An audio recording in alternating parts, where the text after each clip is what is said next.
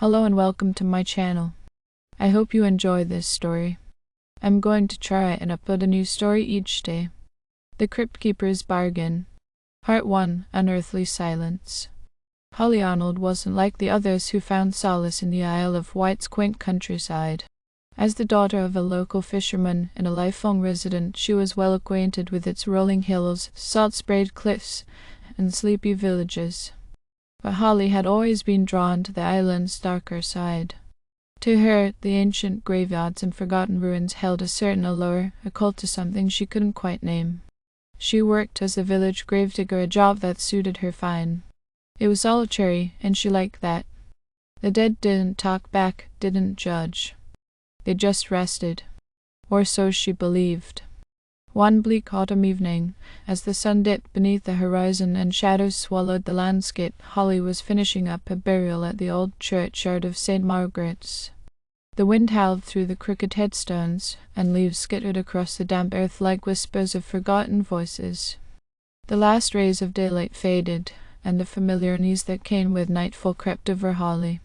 She shoved the shovel into the earth with a grunt, her muscles aching from the long day. The grave was nearly filled, the freshly turned soil still moist and dark. She was just about to leave when she noticed something unusual. In the far corner of the graveyard, where the oldest stones leaned like drunken men, there was a crypt she hadn't seen before. It was an imposing structure, carved from ancient stone and covered in creeping ivy. Its entrance was sealed with a heavy, rusted iron door, adorned with strange symbols that seemed to pulse with a life of their own in the fading light. Holly's heart thudded in her chest as she felt an inexplicable pull toward the crypt. She worked in this graveyard for years, knew every inch of it, or so she thought. How could she have missed something so ominous? As she approached, the wind died down, and an unnatural silence settled over the graveyard. The air grew thick, pressing against her skin like the weight of the earth itself. With trembling hands, she reached out to touch the door. The moment her fingers brushed the cold iron, a voice echoed in her mind, a deep, ancient voice that seemed to come from the very ground beneath her feet. "You seek the Cryptkeeper," it said, sending a shiver down her spine. "Do you know what you ask for?" Holly snatched her hand back, her breath hitching in her throat. The voice was unlike anything she'd ever heard, neither male nor female, but something far older. She looked around, expecting to see someone, anyone, but the graveyard was empty, save for the shadows. Swallowing her fear, she found herself replying, though she wasn't sure why. "What do you want from me?" The silence stretched on, thick and suffocating, until the voice returned, filling her mind with its terrible presence. "A bargain. Your desire for something lost is strong, and I can return it to you. But every gift comes with a price." Holly's thoughts raced. She had lost much in her life, her father to the sea, her mother to illness, and her chance at a future beyond the graveyard. But the voice, it seemed to know something more, something deeper. What can you give me?" she asked, her voice trembling. "Return what was stolen, restore what was taken from you," the voice intoned. "But know this, once the bargain is struck, it cannot be undone." Holly's mind flashed back to the years of grief, the nights spent wondering what could have been if life had been kinder. The chance to undo her pain was irresistible. But even as the temptation grew, a cold dread gripped her. "What's the price?" she asked, knowing the answer would be nothing she could easily pay. The crypt door groaned, its ancient hinges protesting as it slowly swung open. Darkness yawned before her, thick and impenetrable. But in that darkness, something moved, an outline, a figure that should not exist. "Enter, and all will be revealed," the voice whispered. Part 2. The Bargain. Holly hesitated, every instinct screaming for her to turn and run, to flee this cursed place and never return. But the pull of the crypt was too strong. She stepped inside, the shadows closing around her like a shroud. The air was colder here, thick with the scent of earth and decay. The interior of the crypt was vast, far larger than it appeared from the outside. The walls were lined with shelves, each holding ancient, dust-covered tomes and bones that seemed to twitch in the flickering torchlight. At the far end of the room stood an altar, and behind it, the Cryptkeeper. He was not what she expected. The Cryptkeeper was tall, impossibly so, his form wrapped in a cloak of shifting shadows that obscured his face. Only his eyes were visible, two burning coals that stared into her soul, seeing everything she was, everything she had ever been. "You have come," the Cryptkeeper said, his voice the same as the one that had spoken in her mind, though now it reverberated through the stone walls, shaking dust from the ceiling. "Are you ready to strike your bargain?" Holly's legs felt weak, and she fought to keep her voice steady. What do you want from me?" The Cryptkeeper moved closer, his presence suffocating, filling the crypt with an overwhelming sense of dread.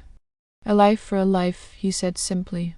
"To restore what you have lost, you must give something in return, a soul freely given, to balance the scales." Holly's breath caught in her throat. A soul? What did that mean? Did he want her to kill someone? To bring him a life to sacrifice? Seeing her confusion, the Cryptkeeper tilted his head, his eyes narrowing. "Not just any soul," he hissed.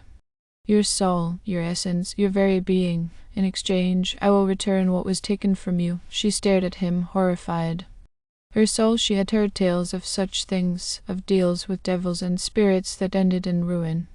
But to give up her soul, what happens to me? She asked, her voice barely above a whisper. The Cryptkeeper's smile was a slash of darkness across his shadowed face. "You will remain, in part, a vessel, bound to the crypt. You will serve me, guard these grounds, as I have for centuries. In exchange, you will have what you desire. Do you accept?" Holly's heart pounded in her chest, fear warring with the desperate hope that had driven her here. To live without her soul, to be bound to this place for eternity, but to have her father back, her mother, her lost chance at happiness. Could she do it? Could she pay the price? Part 3. The Cost. Holly's thoughts whirled, her mind battling with itself. But in the end, the weight of her grief was too much. With a shuddering breath, she nodded. "I accept," she whispered, her voice barely audible in the stillness of the crypt. The Cryptkeeper's eyes flared, and he extended a hand, long and clawed, dripping with darkness. "Then it is done," he intoned. As Holly reached out to take his hand, a searing pain shot through her chest, as if something vital was being ripped from her. She gasped, doubling over as a black fog poured from her mouth, her eyes, her ears, every part of her was being drained, emptied.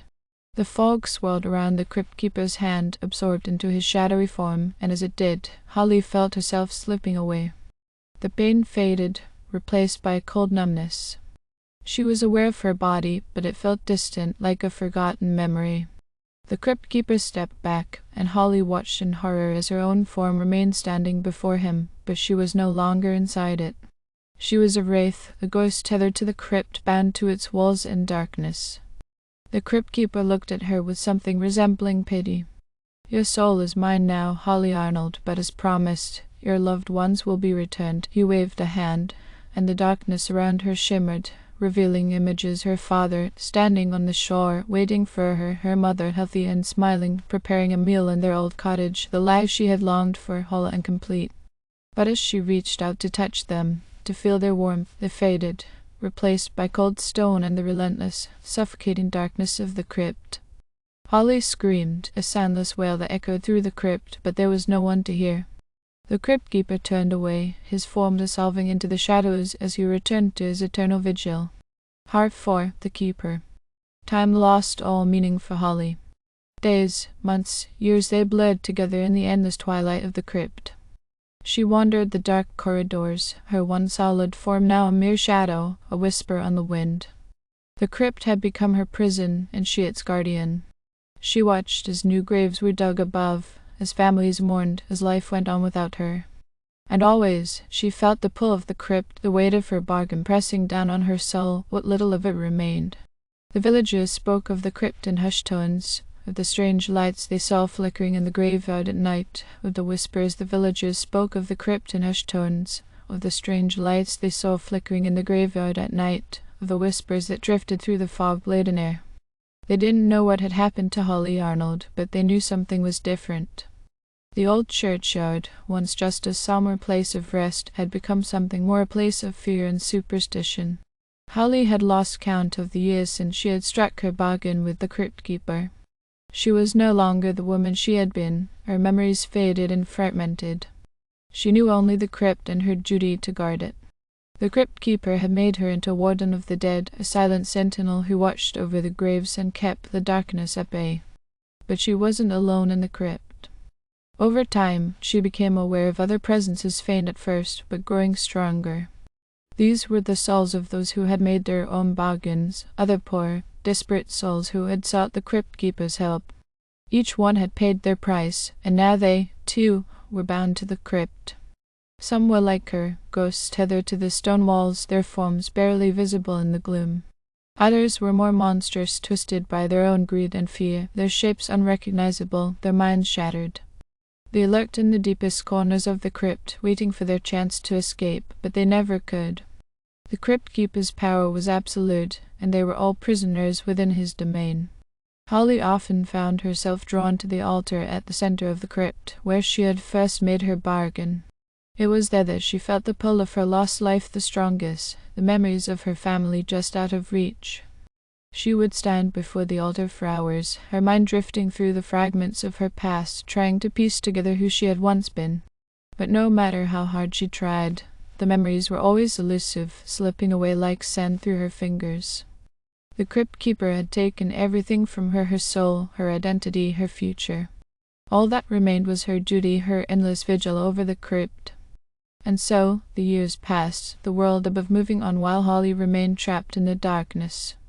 She became a part of the crypt, a creature of the shadows, feared and forgotten by the living. But even in her cursed existence, a spark of hope remained, a small, flickering ember buried deep within her. She began to wonder if there was a way to break the Cryptkeeper's hold, to escape the crypt and reclaim what she had lost. It was a foolish thought, she knew, but it was all she had. And so she began to search. Part 5: The Forgotten Path. Holly's search took her deep into the labyrinthine corridors of the crypt, down paths that even the Cryptkeeper seldom tread.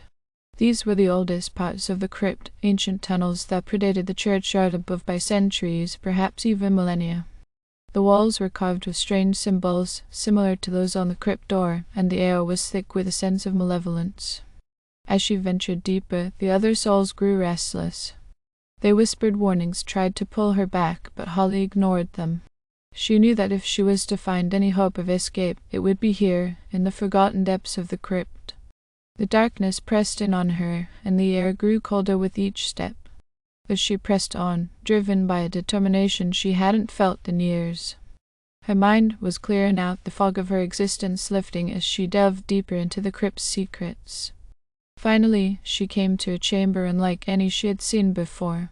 It was vast, the ceiling lost in shadow, and the walls were lined with towering statues of forgotten gods, their faces twisted in expressions of fury and despair. At the center of the chamber stood a massive stone door covered in the same symbols that adorned the crypt's entrance. But these were different, more intricate, more powerful. Holly approached the door, her hand trembling as she reached out to touch the stone. The moment her fingers brushed the surface, the symbols flared to life, glowing with an eerie blue light. The door began to rumble, the stone grinding against itself as it slowly swung open. Beyond the door was a staircase spiraling downward into the abyss. The air that wafted up from below was foul, thick with the stench of decay and something far worse, something ancient and hungry. Holly hesitated. She knew that whatever lay at the bottom of those stairs was dangerous, more dangerous than anything she had encountered in the crypt so far. But she also knew that it might be her only chance to break free. Taking a deep breath, she stepped through the door and began her descent. Part 6: The Heart of Darkness. The staircase seemed to go on forever, the light from the chamber above growing dimmer with each step until Holly was plunged into total darkness. The air grew colder, the foul stench more overpowering, but she continued, her determination driving her forward. Finally, the staircase ended, opening into a cavernous chamber far beneath the earth. The walls were covered in the same symbols she had seen before, but these were alive, writhing and pulsing with a sickly green light. The floor was slick with some unknown substance, and the air was thick with the sound of whispering voices, chanting in a language she couldn't understand. At the center of the chamber was a pit, a yawning chasm that seemed to stretch into the very bowels of the earth. From within the pit, a terrible light shone, bathing the chamber in an unnatural glow. Holly could feel the power radiating from it, a dark and terrible force that pulled at earth, threatening to consume her. But there was something else, something buried beneath the darkness, a faint glimmer of light, of hope. Holly knew that this was what she had been searching for. She approached the edge of the pit, her heart pounding in her chest. As she looked down, she saw something that made her blood run cold. At the bottom of the pit was a figure, chained to the rock by massive iron shackles. It was the Cryptkeeper, his form reduced to a twisted, monstrous shape, his once burning eyes now dull and lifeless. He was the source of the darkness, the force that had bound her and so many others to the crypt. But he was also the key. Holly understood now. The Cryptkeeper was not the master of the crypt, he was its prisoner, just like her. The crypt had been built to contain him, to keep his darkness from spreading, and he had been trapped here for centuries, feeding off the souls of those who had come seeking his help. But the power that bound him was weakening, and soon he would be free. Holly knew what she had to do. Part 7. The Final Bargain. Holly stood at the edge of the pit, staring down at the Cryptkeeper's twisted form. The darkness around him was suffocating, pressing in on her, but she fought it, her mind clearer than it had been in years. The Cryptkeeper looked up at her, his eyes flickering with a faint light. "You came," he rasped, his voice weak, barely a whisper. "But it is too late. The bargain was struck, and now you are mine." Holly shook her head, her resolve hardening. "No," she said, her voice firm. "You were never in control. You were just as much a prisoner as I am. But I can end this. I can break the cycle." The Cryptkeeper's eyes widened, a spark of fear flickering in their depths. "You do not know what you are doing," he hissed. "The power that binds me is beyond your understanding. If you break it, you will unleash something far worse than me." Holly hesitated. The Cryptkeeper's words rang true, but she also knew that she couldn't go back, couldn't live in this half-existence any longer. The only way forward was to break the cycle, to destroy the darkness at its source. Taking a deep breath, Holly reached out, her hand hovering over the pit. She could feel the power pulsing beneath her, a dark, twisted force that had consumed countless souls over the centuries. But beneath that, she could feel something else, a faint, flickering light, the last remnant of the souls that had been consumed. With a final surge of determination, Holly plunged her hand into the pit, reaching for that light. The moment her fingers touched it, the world exploded in a blinding flash of light and pain. The darkness screamed, writhing and twisting as it tried to consume her, but Holly held on, pulling the light closer, wrapping it around herself like a shield. The Cryptkeeper howled, his form dissolving into the shadows as the light grew stronger, purging the darkness from the chamber. Holly could feel the chains that bound her to the crypt loosening, the power that had held her prisoner weakening. And then, with one final surge of light, the darkness was gone. Part 8. Freedom. Holly awoke to the sound of birdsong, the warm sunlight filtering through the trees. She was lying in the grass, the earth cool beneath her, the sky a brilliant blue above. For a moment, she just lay there, breathing in the fresh air, feeling the warmth of the sun on her skin. She was free. Slowly, she sat up, looking around. She was in the old churchyard, but it was different now. The crypt was gone, replaced by a simple patch of earth, as if it had never existed. She was in the old churchyard, but it was different now. The crypt was gone, replaced by a simple patch of earth, as if it had never existed. The ancient headstones that once leaned precariously were now upright, their inscriptions clear and unmarred by time. The air was fresh and light, carrying the sweet scent of blooming flowers rather than the usual musty odor of decay. Holly slowly got to her feet, her legs shaky from disuse. She glanced around, disoriented by the sudden change. The oppressive weight that had hung over the graveyard for as long as she could remember was lifted, and the world felt normal, peaceful. But there was also something missing. A part of her that had been bound to the crypt for so long was now gone.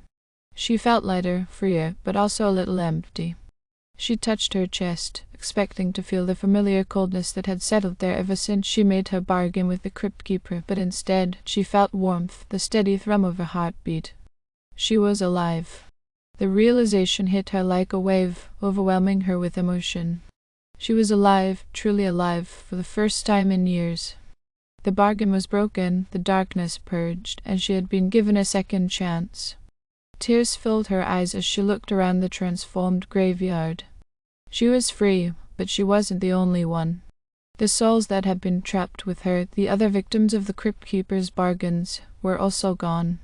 Their tormented whispers had vanished, replaced by a deep, profound silence that felt more like peace than emptiness.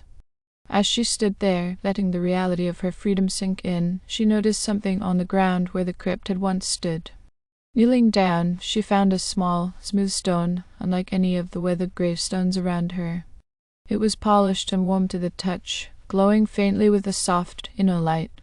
Holly picked it up, feeling a gentle pulse of energy emanate from it, like the heartbeat of the earth itself. The stone felt familiar, comforting. She realized with a start that it was a remnant of the light she had pulled from the pit, the last fragment of the souls that had been consumed by the Cryptkeeper's darkness. It was a part of them, of her, and it had been left behind as a symbol of her victory, of the balance she had restored. Clutching the stone to her chest, Holly felt a wave of sorrow mixed with hope. The lives lost could never be fully restored, but their suffering was over, and she had been given the chance to start anew. With renewed strength, Holly stood and began to walk toward the village. The path felt strange under her feet, familiar yet distant, like she was returning to a place she had once known in a dream. As she walked, the birds sang louder, and the wind blew gently through the trees, as if welcoming her back to the world of the living. When she reached the village, it was as if nothing had changed. The houses were the same, the streets just as she remembered them, but something was different. The people she passed on the street smiled at her, nodded in greeting. They didn't seem to recognize her as the withdrawn, solitary gravedigger she had been, but rather as a new person, someone who had always belonged. It was then that Holly realized the full extent of what had happened. The Cryptkeeper's curse had not only been lifted from her, but from the entire village. The shadow that had loomed over them for so long was gone, and with it the memories of the crypt and the darkness it had held. The villagers had no memory of the terrible events that had transpired, and perhaps that was for the best. Holly continued to walk through the village, her heart lighter with each step.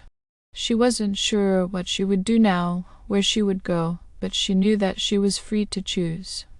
The burden of the past was gone, and the future stretched out before her like an open road. As she reached the edge of the village, she paused, looking back one last time. The stone in her hand pulsed gently, a reminder of the journey she had been through, of the sacrifices made. She knew that she would carry it with her always, a talisman of the light she had found in the darkest of places. With a deep breath, Holly turned and began walking toward the horizon, toward the unknown, but with a newfound sense of purpose. She was no longer bound by the past, by grief or regret. She was alive, and she would make the most of this second chance, no matter where it led her. As the sun set behind her, casting long shadows across the fields, Holly Arnold walked into the future, free at last from the Cryptkeeper's bargain, and ready to embrace whatever lay ahead. Thank you for listening. I hope you enjoyed this story. Please don't forget to like, and even better, like and subscribe. Thank you very much, and I hope you have had or have a great day.